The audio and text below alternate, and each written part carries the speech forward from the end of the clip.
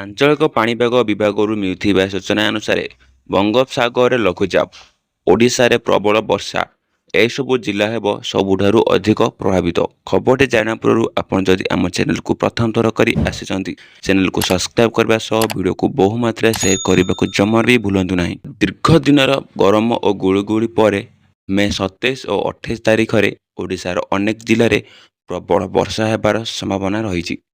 ଭାରତୀୟ ପାଣିପାଗ ବିଭାଗ ଅନୁସାରେ ବଙ୍ଗୋପସାଗରରେ ଏକ ନିମ୍ନଚାପ ରେଖା ପ୍ରଭାବରେ ଏହି ବର୍ଷା ହେବ।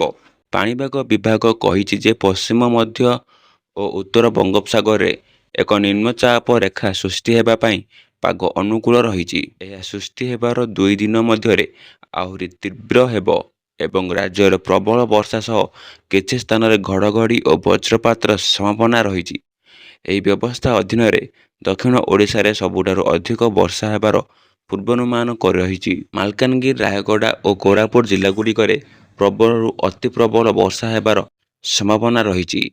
ଭୁବନେଶ୍ୱର ଆଇଏମ୍ଡି ଆଞ୍ଚଳିକ ପାଣିପାଗ କେନ୍ଦ୍ରର ନିର୍ଦ୍ଦେଶକ ମନୋରମା ମହାନ୍ତି କହିଛନ୍ତି ଯେ ମେ 27 ଓ 28 ତାରିଖରୁ ବର୍ଷା ଆରମ୍ଭ ହେବ।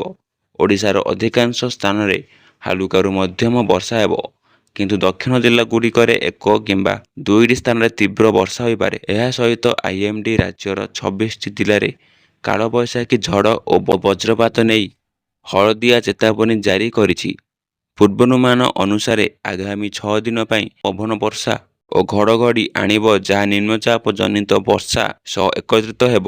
ଏହି ବର୍ଷ ମୌସୁମୀ ବର୍ଷାର ଅଗ୍ରଗତିକୁ ଆହୁରି ସକ୍ରିୟ କରିବା ଆଗାମୀ 2ରୁ 3 ଦିନ ମଧ୍ୟରେ ଦକ୍ଷିଣ ପଶ୍ଚିମ ମୌସୁମୀ ବର୍ଷା ଅନୁକୂଳ ପରିସ୍ଥିତିରେ କେରଳ ଉପକୂଳରେ ପହଞ୍ଚିବ ଏବଂ ପରବର୍ତ୍ତୀ ସପ୍ତାହଗୁଡ଼ିକରେ ଓଡ଼ିଶାକୁ ଆଚ୍ଛାଦିତ କରିବ।